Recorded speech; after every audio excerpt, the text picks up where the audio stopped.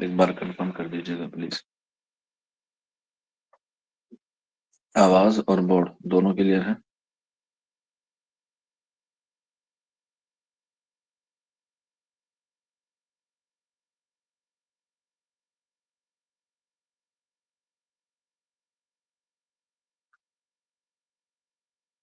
ठीक है, चलिए शुरू करते हैं आज के अपने क्लास को। और आज जो हमारा टॉपिक है उस पर हम लोग बात करेंगे नॉवेल के हवाले से। उर्दू अदब में नॉवेल निगारी का फन या नॉवेल का आगाज जो है वो कब से होता है। अगर हम बात करें इसके आगाज की, तो नॉवेल की जो इब्तिदा होती है वो होती है 19वीं सदी में। ठीक है, 19वीं सदी में भी किस तहरीक के जेर असर होती है, तो याद रख लीजिएगा, अलीगढ़ तहरीक के जेर असर नॉवेल की क्या होती है, इब्तिदा होती है। कोई बच्चा बता सकता है अलीगढ़ तहरीक का बानी किसको कहा जाता है? अलीगढ़ तहरीक का बानी किसको कहा जाता है?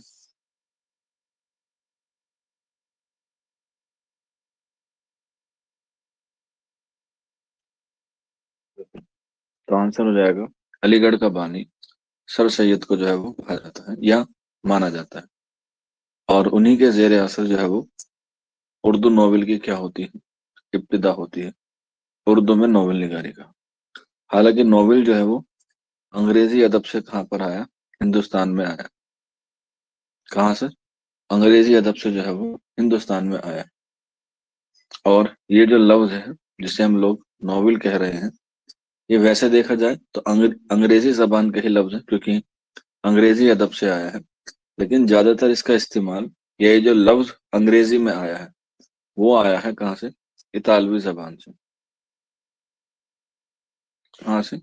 इतालवी। इतालवी से मुराद होता है इटली से। तो इतालवी जबान का लफ्ज है असल मायनों में कौन सा? नॉवेल। जिसका मतलब क्या होता है? नया या नवेला। ठीक है? नया या नवेला। क्योंकि इससे पहले जो हमने उर्दू नस्र में सिन्फ पढ़ी है वो है दास्तान। तो दास्तान का ही नया रूप क्या कहलाया जाता है? कहलाया जाता है नॉवेल। ठीक है? दास्तान और नॉवेल में कोई ज्यादा फर्क नहीं होता। बस एक बुनियादी फर्क होता है कि नॉवेल में क्या होती है, हकीकत पसंद जो है वो हकीकत को मौजू ही बनाया जाता है। ये कह सकते हैं हकीकत पसंद की जो है वो सारी चीजें जो है वो इसमें की जाती हैं। और आपको मालूम है कि हकीकत जो है वो क्या है? जिंदगी का एक रूप है।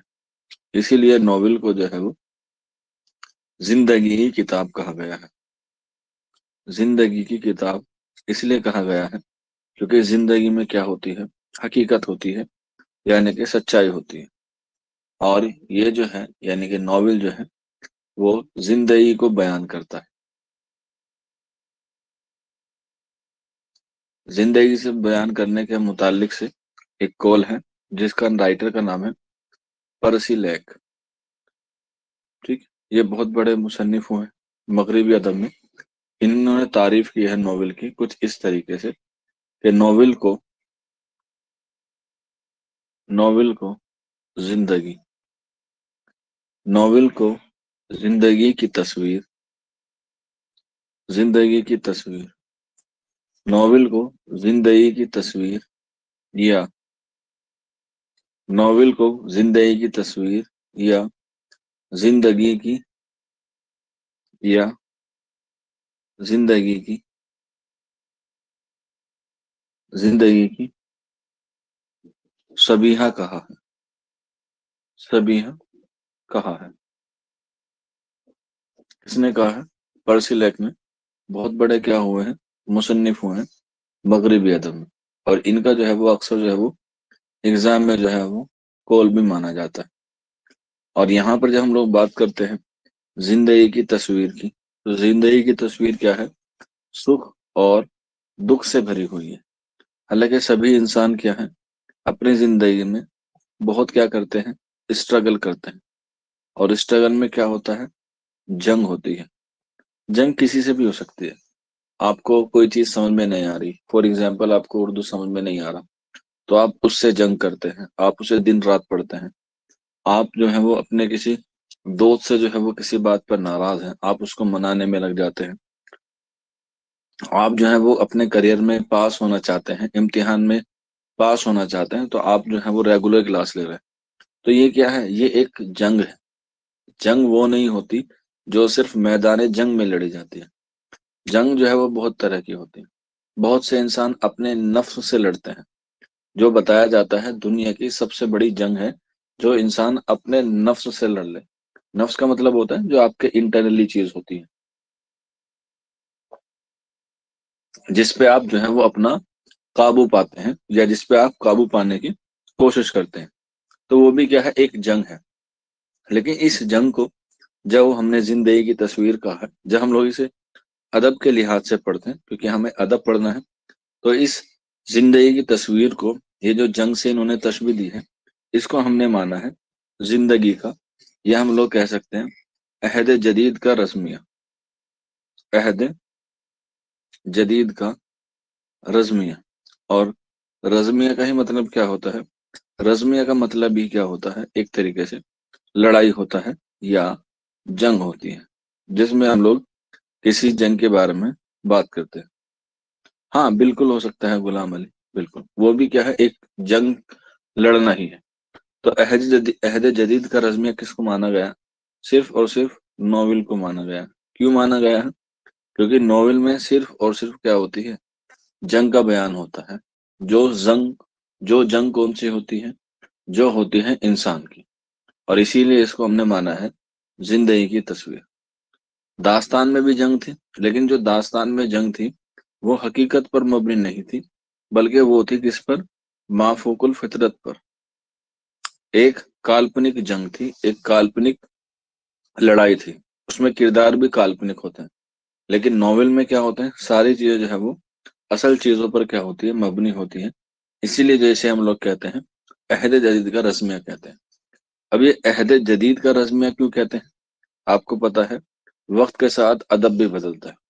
तो अब जरूरी नहीं है कि लड़ाई अपने से हो या दोस्तों से हो। अब लड़ाई उससे भी हो जाती है जिसे हम जानते भी नहीं हो। जैसे आपने देखा होगा आजकल सोशल मीडिया पे काफी सारी क्या होती है, लड़ाइयाँ होती रहती है। तो आप उसे जानते भी नहीं है, लेकिन फिर भी क्या हो रही है, लड़ाई हो रही है। यानी कि आपके मोबाइल में जो है वो एक चीज रखी हुई है आपके पॉकेट में, ठीक है। उसका इस्तेमाल सही जगह करना चाहिए था, उसका इस्तेमाल सही जगह के लिए हुआ था।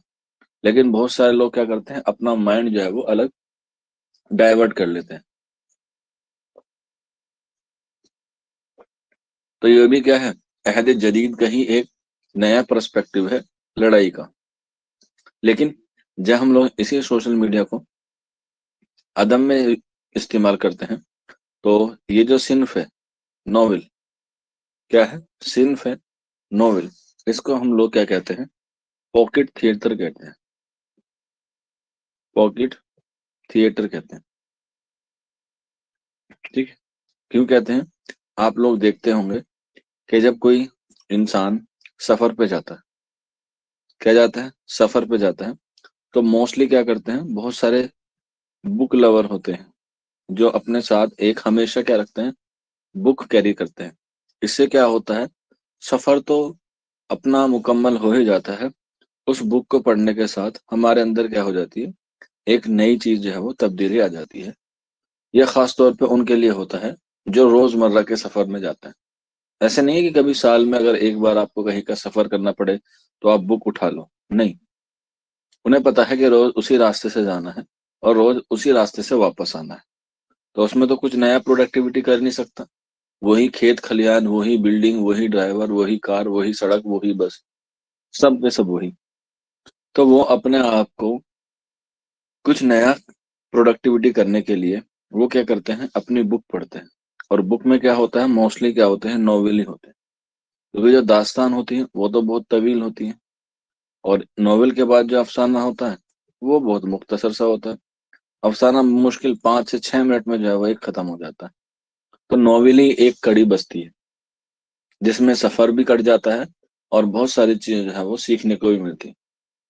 और नॉवेल क्या है, नॉवेल से जो हम लोग सीखते हैं, तो उससे हमें जिंदगी के बारे में पता चलता है। जैसे आपने नॉवेल सुन पढ़ा होगा, three mistake of my life. ये नॉवेल पढ़ा है किसी ने? हिंदी में भी है और इंग्लिश में भी है। Three mistake of my life.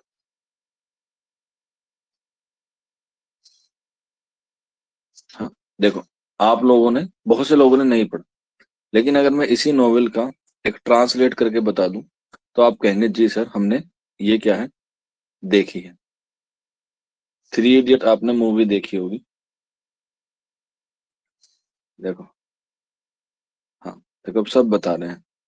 तो थ्री इडियट मूवी क्या है? यही मूवी है। इसी नॉवेल का क्या है, एक सिनेमा है।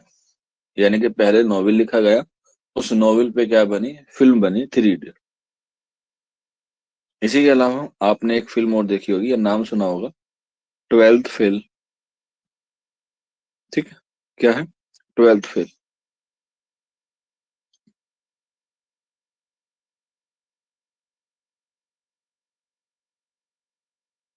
अब ये जो ट्वेल्थ फेल है, ये फिल्म नहीं है, बल्कि क्या है, पहले ये एक नॉवेल था। उसको बाद में जो है वो, इसके जो राइटर है, विदु विनोद चोपड़ा, उन्होंने क्या किया, इसे फिल्म के जरिए समझा। क्यों? क्योंकि आज के वक्त में जो है वो लोग अपने साथ बुक जो है वो कैरी करना ज्यादा अच्छा नहीं समझते।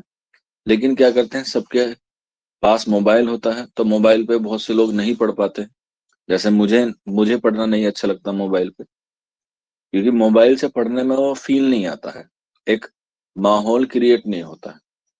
ऐसा लगता है कि हम जो है वो अपना टाइम वेस्ट कर रहे हैं। जैसे ही पढ़ने बैठो, किसी का मैसेज आ जाता है, किसी का कॉल आ जाता है, मतलब 100 तरह के डिस्ट्रक्शन होते हैं।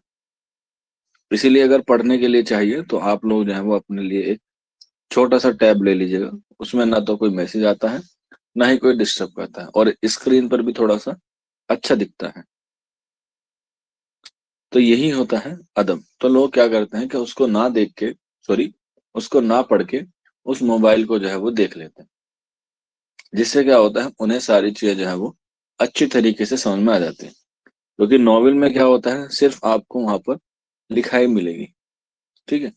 लेकिन जब हम फिल्म देखते हैं तो इसमें आपको वीडियो भी मिलेगी, इसमें आपको ऑडियो भी मिलेगी, और इसमें आपको इंटरटेनमेंट मिलेगा, और आप लोग जो है वो ज्यादा बेहतर तरीके से क्या कर सकते हैं, सीख सकते हैं। तो नॉवेल जो है वो इसलिए भी जरूरी है। अगर आप नॉवेल नहीं पढ़ पा रहे हैं, या आपको कुछ चीजें ऐसी हैं जो नहीं समझ में आ रही, तो आप लोग जो है वो क्या कर सकते हैं, फिल्म भी देख सकते हैं जो नॉवेल पे है। जैसे उर्दू का सबसे मशहूर नॉवेल कौन सा है? उर्दू का सबसे मशहूर नॉवेल कौन सा है? उर्दू का सबसे मशहूर नॉवेल कौन सा है? बिल्कुल, आंसर हो जाएगा क्या? गोदान। क्या? गोदान। अब गोदान जो है वो मुंशी प्रेमचंद ने तकरीबन 4 साल में लिखा है। कितने में? 4 साल में लिखा है। 1932 में लिखना शुरू किया था, और वफात से कुछ महीने पहले कंप्लीट हुआ है, 1936 में। अब आप देखो कि 4 साल पढ़ने, वो 4 साल उसे लिखने में वक्त लगा है, तो आपको पढ़ने में कितना वक्त लगेगा? हालांकि लिखना काम जो है वो ज्यादा मुश्किल है पढ़ने से, लेकिन फिर भी अगर आप लोगों को दिया जाए, फॉर एग्जाम्पल गोदान, ये हर स्कूल की और हर इंस्टीट्यूट की, हर कॉलेज की लाइब्रेरी में मिल जाएगा गोदान। हिंदी में भी मिल जाएगा और उर्दू में भी मिल जाएगा। अब बताइए, आप लोग अगर इसे पढ़ना चाहें तो आप लोग इसे कितने दिन में मुकम्मल कर लेंगे, नॉवेल गोदान को? एक छोटा सा मिसाल मैं आपसे पूछना चाह रहा हूँ।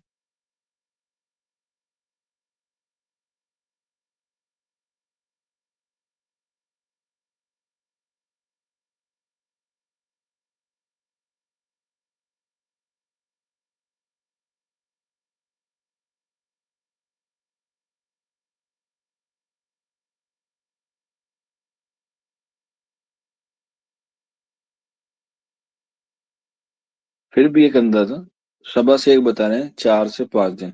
अच्छा, 4 से 5 दिन तो बहुत कम बताया आपने।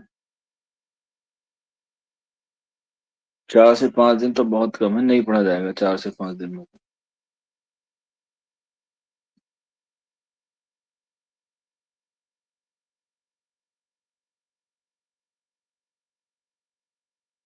रेड नहीं काटनी है, पढ़ना भी है। 5 से 6 महीने तो ज्यादा हो गए। मुसम्मा खातून कह रही 6 महीने लगेंगे।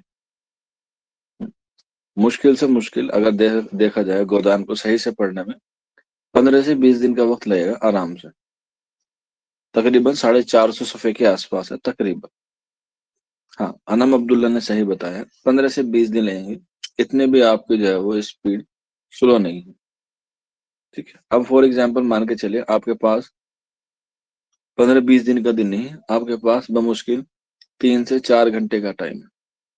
तो आप क्या करेंगे, यूट्यूब पे जाएंगे और यूट्यूब पे गोदान फिल्म देख लेंगे, बिल्कुल एज इट इज। तो क्या होगा, सारी चीजें जो है वो आपको समझ में आ जाएंगी गोदान से। बहुत सारी फिल्में बनी हुई हैं गोदान के ऊपर। हाँ, दूरदर्शन पर सबकी आती है, मसनवी की भी आती है, और इसकी भी, ड्रामे की भी आती है, अफसाने की भी आती है, नॉवेल की भी आती है। बहुत लोगों की वहां पर जो है वो सीरीज है दूरदर्शन पर, फ्री है। आप लोग जो है वहां से भी जो है वो पढ़ सकते हैं, देख सकते हैं। आपका मन नहीं कर रहा किताबों से पढ़ने का, तो थोड़ा सा मोबाइल चला भी लोगे तो कोई नुकसान नहीं होगा। तो इसी तरीके से ये नॉवेल क्या है, सिर्फ जो है वो बहुत बड़ी है, और पता नहीं चलता है कि कहानी जो है वो कहाँ से कहाँ को जा रही है। और फिर जो है वो उसमें क्या हो जाता है, इंसान थोड़ा सा भटक जाता है। लेकिन फिल्म में क्या होता है, फिल्मों में उसे जो है वो पूरी तरीके से क्या होता है, सारी चीजें जो है वो दिख जाती है, समझ में भी आ जाती है, और वो बोर नहीं होता है। क्योंकि जब पढ़ते हैं तो हमें सिर्फ और सिर्फ सफेद पन्ने पर काले अक्षर दिखाई पड़ते हैं। लेकिन जब हम लोग उसे चित्र के माध्यम से, यानी कि तस्वीर के जरिए देखते हैं, तो हर सीन में क्या होता है, हर सीन में हमें जो है वो अलग अलग चीजें, अलग अलग अंदाज में और अलग अलग तरीके से जो है वो दिखाई जाती है। और यही चीज क्या करती है, इंसान के अंदर एक इंटरेस्ट पैदा करती है। और वही इंटरेस्ट जो है वो आपको आने वाले वक्त में CUET का एग्जाम जो है वो क्रैक कराएगा, क्योंकि आपका जो है वो उसमें क्या है, इंटरेस्ट है।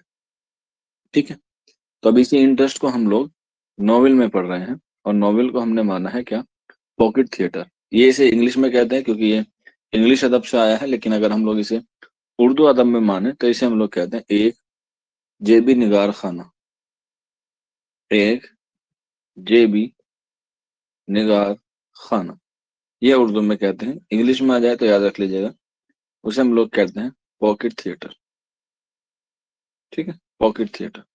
अब एक जेबी निगार खाना नॉवेल को कहा गया है। अब नॉवेल को समझने के लिए, या नॉवेल को पढ़ने के लिए, या अगर आपका कभी मन हो नॉवेल लिखने के लिए, तो हमें जो है वो 6 चीजों की क्या होती है, जरूरत पड़ती है। कि नॉवेल लिखने में हमें किन किन चीजों की जरूरत पड़ेगी, 6। जैसे हम लोग अदब में क्या मानते हैं, अदब में मानते हैं इज्जाए तरकीबी। ठीक है, तो नॉवेल के इज्जाए तरकीबी कितने हैं, 6 जो है वो इज्जाए तरकीबी है। कौन कौन से हैं वो देख लेते हैं। पहला है किस्सा, दूसरा है प्लॉट, तीसरा है किरदार निगारी, चौथा है आपका मुकालमा निगारी, पांचवा है आपका मंजर कशी, मंजर कशी या मंजर निगारी भी कह सकते हैं आप लोग। और इसके बाद लास्ट नुक्ता नजर, जिसे हम लोग कहते हैं कंक्लूजन या निष्कर्ष कहते हैं।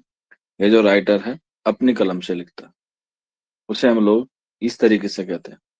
जब हम लोगों ने दास्तान पढ़ी थी तो उसके भी इज्जाए तरकीबी पढ़े थे। इज्जाए तरकीबी सिर्फ और सिर्फ आपको कसीदे और मरसिया के याद रखने हैं, बाकी किसी के याद रखने की जरूरत नहीं है।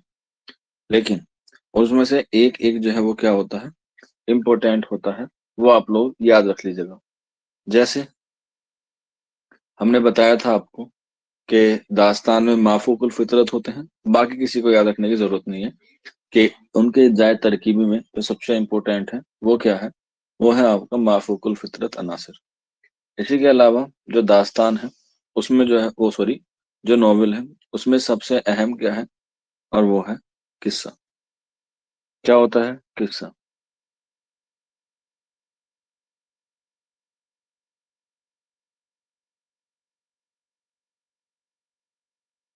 क्या हो जाएगा? किस्सा। तो पहले में माफूकुल फितरत है, और दूसरे में क्या है? किस्सा है। यही इसके बाद होता है अफसाना। कोई बच्चा बता सकता है? अफसाने में भी इज्जात तरकीबी होते हैं, लेकिन सबसे इम्पोर्टेंट कौन सा होता है? सबसे इम्पोर्टेंट कौन सा होता है?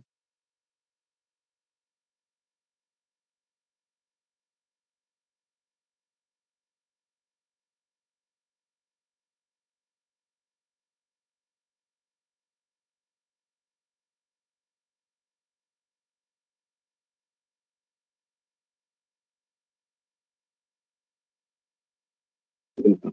तो आंसर हो जाएगा, अफसाने में क्या होता है? वहदत तासुर होता है।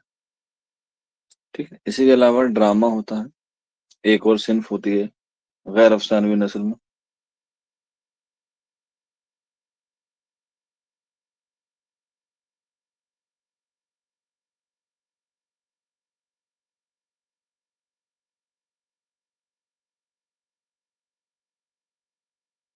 ड्रामा में कौन सा अहम इज्जात तरकीबी होता है?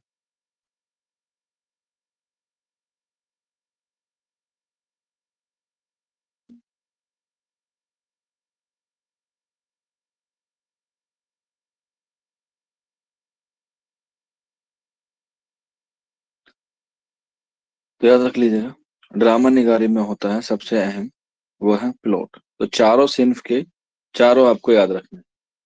दास्तान में माफूकुल फितरत याद रखना है, नॉवेल में आपको किस्सा याद रखना है, अफसाने में आपको वहदत तासुर याद रखना है, और ड्रामे में आपको प्लॉट रखना है। ये चारों आपको याद रखना है। सारे इज्जात तरकीब भी आपको याद रखने की जरूरत नहीं है, लेकिन जो मेन मेन है वो जो है वो आप लोग याद रख लीजिएगा। ठीक है। जब हम लोग इज्जात तरकीबी पे आ जाते हैं, तो ये इसकी हमारे फन की जो बात है वो क्या हो जाती है? खत्म हो जाती है। लेकिन फन खत्म होने से पहले डबल स्टार बना के एक जो है वो स्टार लिख लीजिएगा। डबल स्टार का मतलब होता है कि ये सवाल जो है वो एग्जाम के हवाले से इम्पोर्टेंट है। जैसे हमारे शरीर में जो है वो क्या होती है? सबसे मेन चीज होती है, वो होती है हमारे पास रीढ़ की हड्डी। ठीक है। रीढ़ की हड्डी। जब हमारे शरीर के अंदर रीढ़ की हड्डी टूट जाती है, तो हम जिंदा तो होते हैं, लेकिन लाचार और बेबस होते हैं। ठीक उसी तरीके से जब हम लोग बात करते हैं नॉवेल में, खास तौर पे, तो नॉवेल में जो हमारा सबसे अहम हिस्सा होता है, या सबसे अहम इज्जात तरकीब भी होता है, वो होता है किस्सा। तो किस्से को ही नॉवेल में क्या कहा जाता है? रीढ़ की हड्डी कहा जाता है। जितने भी इज्जात तरकीबी हैं, उसमें जो सबसे अहम है वो क्या है? रीढ़ की हड्डी। और रीढ़ की हड्डी को हम लोग किस्से से तशबीह देते हैं। एग्जाम में आपको अगर किस्सा ना मिले, ऑप्शन में आपको कहानी आ जाए, तब भी क्या हो जाएगा? आंसर यही होगा। पूछा जा सकता है कि नॉवेल में रीढ़ की हड्डी किसे कहते हैं। ऑप्शन में आपको कहानी मिलेगा, तो आप लोग जो है वो उसे कहानी पर भी टिक कर सकते हैं, अगर किस्सा ना मिले आपको। ठीक है। किस्सा ना मिले, तो इस तरीके से क्या हुआ, ये हमारी चीजें जो है सारी नॉवेल के हवाले से शुरू हो गई, या नॉवेल के आगाज और फन के हवाले से बात होगी। अब हम बात करते हैं इसके इर्तिका की, यानी कि इसका इर्तिका कैसे होता है। और इसका इर्तिका होता है 19वीं सदी में। और 19वीं सदी में भी किसके जेर असर होता है? वो होता है अलीगढ़ तहरीक के जेर असर। एग्जाम में कई बार पूछा गया है कि अलीगढ़ तहरीक कौन सी सदी की तहरीक है। तो याद रख लीजिएगा, आंसर हो जाएगा 19वीं सदी की तहरीक है अलीगढ़ तहरीक। और हमारी ये जो नॉवेल सिन्फ है, ये भी 19वीं सदी की ही सिन्फ है। अब 19वीं सदी की सिन्फ है, तो जाहिर सी बात है कोई ना कोई नॉवेल जो है वो जरूर लिखा गया होगा। तो नॉवेल सबसे पहला लिखा गया है 1869 में। उर्दू का पहला नॉवेल। उर्दू का पहला नॉवेल कब लिखा गया? 1869 में लिखा गया है। और किसने लिखा है? तो आंसर हो जाएगा डिप्टी नजीर अहमद। डिप्टी नजीर अहमद ने उर्दू का पहला नॉवेल लिखा है। अब जब जाहिर सी बात है उर्दू का पहला नॉवेल आ गया, उर्दू का पहला नॉवेल निगार आ गया, तो अब आएगा पहला नॉवेल, उसका नाम क्या है? तो उसका जो नाम हो जाएगा वो हो जाएगा मिरातुल उरूश। क्या हो जाएगा? मिरातुल उरूश। उर्दू का पहला नॉवेल क्या है? मिरातुल उरूश है। आपके सिलेबस में नहीं है, लेकिन आपको जो है वो सिर्फ याद रखना है कि उर्दू का पहला नॉवेल कौन सा है? मिरातुल उरूश है। कब लिखा गया? 1869 में लिखा गया। किसने लिखा? डिप्टी नजीर अहमद ने लिखा। कुछ इससे जुड़ी दो चार बातें जो है मैं आपको बता देता हूँ, ताकि आप लोग एग्जाम में अगर आ जाए तो लिख सकते हैं। ठीक है, मिरातुल उरूश। तो मिरातुल उरूस कैसा नॉवेल है? तो याद रख लीजिएगा, मिरातुल उरूस इस्लाही नॉवेल है। क्या है? इस्लाही नॉवेल है मिरातुल उरूस। और इसमें किस शहर की जिंदगी को दिखाया गया है, या किस शहर की जिंदगी को इसमें मौजू के तौर पर पेश किया गया है? तो आंसर हो जाएगा दिल्ली, यानी कि दिल्ली के बारे में इसमें बयान किया गया है मिरातुल उरूस। और ये इस्लाही नॉवेल है तो जाहिर सी बात है किसी की इस्लाह की होगी। तो डिप्टी नजीर अहमद ने अपनी बेटी की इस्लाह के लिए लिखा था। ठीक है, और इसे बेटी को किस में दिया था? जहेज में दिया था। जहेज यानी कि दहेज में दिया था जब उसकी शादी करी थी, मिरातुल उरूस। और मिरातुल उरूस में जब दहेज में दिया मिरातुल उरूस को और इस्लाह की, तो उन्होंने किरदार जो है वो अपनी बेटी को नहीं बनाया, बल्कि दो किरदार बनाए, जिसमें से एक किरदार था अकबरी और दूसरा था असगरी। एग्जाम में ये जरूर आते हैं, खास तौर पे याद रख लीजिएगा कि अकबरी और असगरी सिलेबस में नहीं है आपके। मैं फिर बता रहा हूँ मिरातुल उरूस, लेकिन आगाज और इर्तिका में जो है वो आपसे पूछा जाता है कि अकबरी और असगरी किस नॉवेल के किरदार हैं, क्योंकि पहला किरदार है और पहला नॉवेल है, तो इसलिए आप लोग याद रख सकते हैं अकबरी और असगरी। इनके शोहर का नाम भी आता है कि अकबरी और असगरी के शोहर का क्या नाम है, लेकिन वो आपको याद नहीं रखना क्योंकि वो आपसे ज्यादा डीपली हो जाता है। इसके अलावा एक सवाल और आता है कि अकबरी और असगरी में से अपनी नंद की शादी कौन करता है? नंद यानी कि जो इनके शोहर की बहन होती है, उनकी शादी कौन करता है? अकबरी करता है, वो अकबरी करती है, या असगरी करती है? यहीं पर एक सवाल और बन सकता है और वो बनता है कि अकबरी और असगरी में अच्छे इखलाक किसके थे? ये सवाल आता है और ये आ भी सकता है कि अकबरी और असगरी में अच्छे अखलाक किसके थे, यानी कि अच्छा बिहेवियर किसका था, अकबरी का था या असगरी का था? ये हम लोग कह सकते हैं इसमें असगरी या अकबरी में से अच्छा किरदार कौन सा है।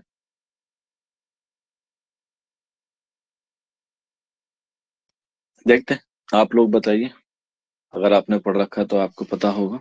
दो तीन बच्चे बताने की कोशिश कर रहे हैं। देखिए, क्लास का मतलब होता है डिस्कशन करना। जो मैं पढ़ा रहा हूँ हो सकता है वो आपके पास हो, हालांकि नोट्स के एतबार से आपके पास सारी चीजें मैंने पहले ही आपको सेंड कर दी है टेलीग्राम पे। लेकिन क्लास का मतलब होता है कम्युनिकेशन करना। कम्युनिकेशन से मुराद है कि आप वहां से कुछ रिप्लाई करें और मैं यहाँ से आपसे कुछ सवाल पूछूं, या आप मुझसे सवाल पूछे मैं उसका रिप्लाई करूं। ठीक है, बिल्कुल। तो सही आंसर हो जाएगा आपका अकबरी।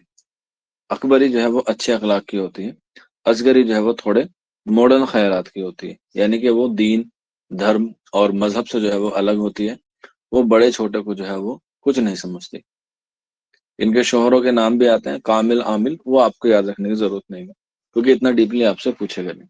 हाँ, जो इसका असल नॉवेल है डिप्टी नजीर अहमद का, वो जरूर आपको याद रखना है और उसका खुलासा भी आपको पढ़ना है।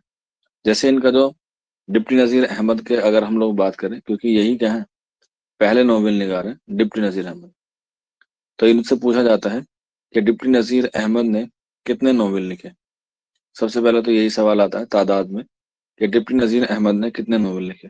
बिल्कुल, अगर किसी को जबानी याद है तो अच्छी बात है, लेकिन अगर किसी को रीजनिंग से पढ़ना है तो देख सकते हैं इसमें क्या बोलते हैं, नजीर अहमद। ठीक, तो इससे भी जो है वो आप लोग अंदाजा लगा सकते हैं कि इसमें कितने नॉवेल हैं? 7 नॉवेल हैं डिप्टी नजीर अहमद की, जो एग्जाम में जो है वो आपसे पूछा जाता है। इसमें से पहला मैंने आपको बता दिया, वो कौन सा है? वो है उनका मिरातुल उरूज, जो एग्जाम में जो है वो मोस्ट इंपोर्टेंट होता है। पहला है मिरातुल उरूज। याद इनके जो है वो सारे रखने हैं। पहला हो गया मिरातुल उरूज, और पहले का ईयर जरूर याद रख लीजिएगा, 1869। दूसरा जो नॉवेल है वो है बिनातुन नास। बिनातुन नास, ये क्या है? इनका दूसरा नॉवेल है। इसके बाद तीसरा इनका जो नॉवेल है वो है तौबतन नसूह। तीसरा नॉवेल है तौबतन नसूह। ये आपको याद रखना है, और ये आपके सिलेबस में भी है, और इसे मैं पढ़ाऊंगा भी, नॉवेल तौबतन नसूह। ठीक है, क्या खुलासा है, सारी चीजें मैं इसकी आपको बताऊंगा। तौबतन नसूह कि इसमें क्या खास बात है, और एग्जामिनर जो है वो आपसे कहाँ तक पूछा जा सकता है। तौबतन नसूह। इसके बाद चौथा जो आता है तौबतन नसूह के बाद, वो आता है फसानाए मुब्तला। फसानाए मुब्तला। इसके बाद पांचवा नोवेल आता है इब्नुल वक्त। ठीक है, क्या आता है? इब्नुल वक्त। ये भी क्या है? इम्पोर्टेंट है, इब्नुल वक्त। और इसके बाद छठा आता है इब्नुल वक्त के बाद अय्याम। ठीक है, क्या आता है? अय्याम। और इसके बाद सातवां और लास्ट आता है, जिसको हम लोग कहते हैं रुए सादिका। रुए सादिक। ये क्या है? इनके नॉवेल है डिप्टी नजीर अहमद के, जिसमें मिरातुल उरूज, बनातुन नास, तौबतन नसूह, फसाना मुब्तला, इब्नुल वक्त, अय्याम और रुए सादिका, ये सारे के सारे क्या है? नॉवेल है। कि इन्होंने सिर्फ और सिर्फ नॉवेल में तब आजमाई नहीं की है, बल्कि और दिगेर इसनाफ में क्या किया है? इन्होंने तब आजमाई की है। अब आप लोग देख सकते हैं इनके नाम के आगे क्या लगा हुआ है? डिप्टी लगा हुआ है। डिप्टी से मुराद होता है डिप्टी कलेक्टर। क्या होता है? Deputy collector. ये अलग अलग तरह के डिप्टी होते हैं। एक डिप्टी ऑफ स्कूल भी होता है, एक डिप्टी ऑफ मदारिस भी होता है, एक डिप्टी इंस्पेक्टर भी होता है, एक डिप्टी कलेक्टर भी होता है। बहुत सारे होते हैं। ये जो डिप्टी का मतलब होता है, इसे हम लोग कहते हैं नायाब या नायब। It means vice. ठीक है, ये हम लोग कह सकते हैं उप। आप देखते हैं ना, आपके स्कूल में भी होंगे उप प्रधानाचार्य, जिसे हम लोग क्या कहते हैं? वाइस प्रिंसिपल कहते हैं। तो इसी तरीके से ये क्या थे? डिप्टी थे, लेकिन छोटे वाले, डिप्टी कमिश्नर जिसे भी हम लोग कहते हैं। तो इसीलिए इन्होंने जो है वो और इसनाफ में भी तब आजमाई की है, लेकिन जो मशहूर हुए हैं वो नॉवेल हुए हैं। इनकी एक तस्नीफ जो है वो इम्पोर्टेंट है, जो इन्होंने सबसे पहले लिखी है। वो आते हैं 1860 में, 1860 में। और वो क्या है? वो है एक किताब है कानून की, जिसे हम लोग कहते हैं आईपीसी। आईपीसी का मतलब होता है इंडियन पेनल कोड। ठीक है, इंडियन पेनल कोड। आपने पुरानी फिल्म देखी होगी, खास तौर पे पुरानी फिल्मों में बताया जाता है कि धारा 302 के तहत इस मुजरिम को फांसी की सजा सुनाई जाती है, या फांसी की सुना फांसी फांसी की सजा ताजिराते हिंद के तहत जो है वो सुनाई जाती है। सुना है ना? बहुत सी फिल्मों में जब फिल्म खत्म हो रही होती है तो यही कहते हैं कि धारा 144, धारा 302, धारा 298, धारा 408, इसमें। तो इसी ये जो इंडियन पेनल कोड था, वो किस जबान में था? इंग्लिश जबान में था, यानी कि अंग्रेजी जबान में था। तो इसी किताब को सबसे पहले, इंडियन पेनल कोड को, डिप्टी नजीर अहमद ने क्या किया? तर्जुमा किया उर्दू में, और नाम दिया क्या? ताजिरात हिंद। ताजिरात हिंद। अगर कोई बच्चा यूपी पीसीएस, यानी कि Uttar Pradesh public service commission की तैयारी करता है, क्योंकि डिप्टी नजीर अहमद की पैदाइश यूपी में हुई है, यानी कि बिजनौर में हुई है। कब हुई है वो हम लोग आगे लिखेंगे जब हम लोग पढ़ेंगे। तो यूपी आ जाता है, यूपी पीसीएस आ जाता है, या यूपी एससी आ जाता है। तो उसमें जो है वो जब लॉयर की वैकेंसीज आती हैं, लॉयर्स का मतलब होता है जज, जज की वैकेंसीज आती है, या कहीं आप लोग असिस्टेंट प्रोफेसर की तैयारी करते हैं यूपी में, तो उसमें जो है सबसे बेहतरीन किताब यही है, ताजिरात हिंद। क्योंकि उसमें जो है वो जितने भी सर्विस कमीशन के पैरामीटर होते हैं या जितने भी आपकी धाराएं होती हैं, वो सारी इसमें है, उर्दू के तर्जुमे के साथ। ठीक है। जैसे हिंदी में हम लोग कहते हैं धारा, इंग्लिश में कहते हैं हम लोग आईपीसी, इसी तरीके से उर्दू में हम लोग कहते हैं दफा 302 के तहत, दफा 505 के तहत। ठीक है। चलिए, एक मैं आप लोगों से सवाल पूछता हूँ, आप लोग तालिबे इल्म हैं। ऐसे अभी हमने पढ़ा उर्दू की सबसे मशहूर दास्तान क्या है, बागो बहार है। उर्दू में सबसे मशहूर नॉवेल गोदान है। तो ठीक उसी तरीके से मुझे इतना बता दीजिए कि आईपीसी की सबसे अहम धारा कौन सी है, अहम भी है और सबसे खतरनाक भी है। इंडियन पैनल कोड की जो सबसे अहम और सबसे खतरनाक, अहम भी है और खतरनाक भी है, कौन सी धारा है?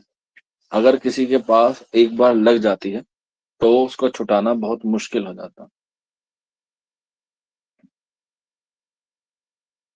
अभी आप लोग देख रहे होंगे, अभी एक एक्टर है सैफ अली खान, उनके ऊपर जो है वो चाकू से हमला किया गया है, और उसमें जो मुजरिम पकड़ा गया है उस पे वो सबसे खतरनाक धारा लगी है।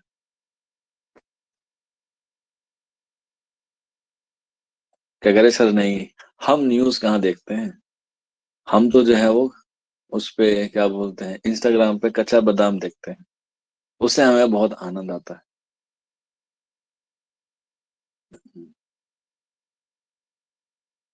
बिल्कुल। 302 खतरनाक होती है, और 304 का ही उसका एक अगला रूप है, 302 और 304, और इन दोनों को मिला के एक बनती है 307। ये तीनों जो है वो एक ही कैटेगरी में आती है। जैसे जब हम लोग आर्टिकल पढ़ते हैं यानी कि अनुच्छेद पढ़ते हैं कि उसमें सबसे अहम कौन सा होता है, तो वो आते हैं हमारे fundamental right, sorry fundamental right, मौलिक अधिकार आते हैं, जो हमारे कितने हैं, 6 हैं।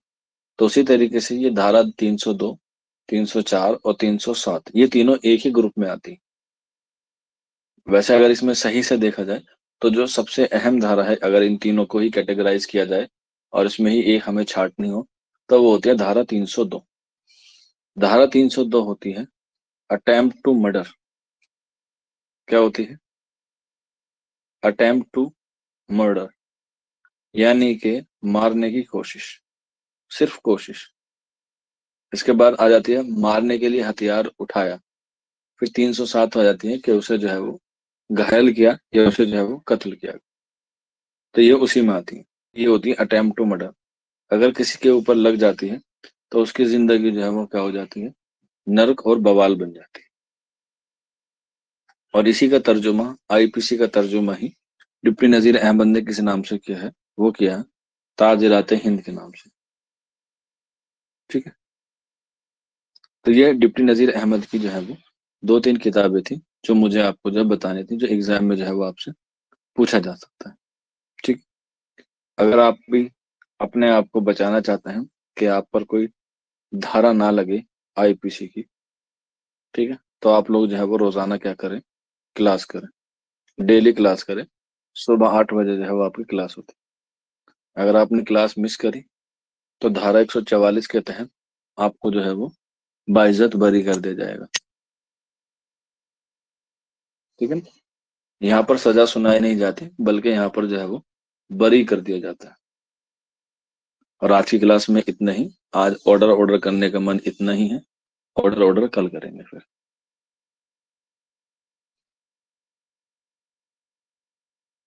किसी बच्चे को कोई डाउट हो, कोई क्वेरी हो तो पूछ सकता है। आज की अदालत यहीं तक बर्खास्त की जाती है।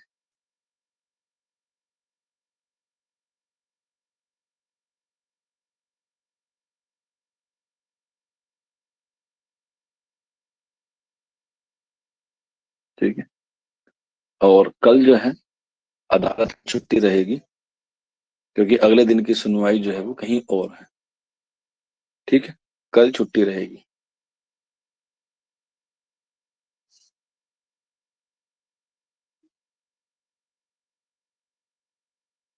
कल छुट्टी रहेगी, आप लोग जो है वो कल क्लास नहीं होगी, पहले बता रहा हूँ। नोटिस आ सकता है, नहीं भी आया तो समझ लीजिए कल क्लास नहीं। यानी कि अब मेरी आपसे मुलाकात होगी परसों फ्राइडे में। आज की क्लास इतनी ही, मिलते हैं।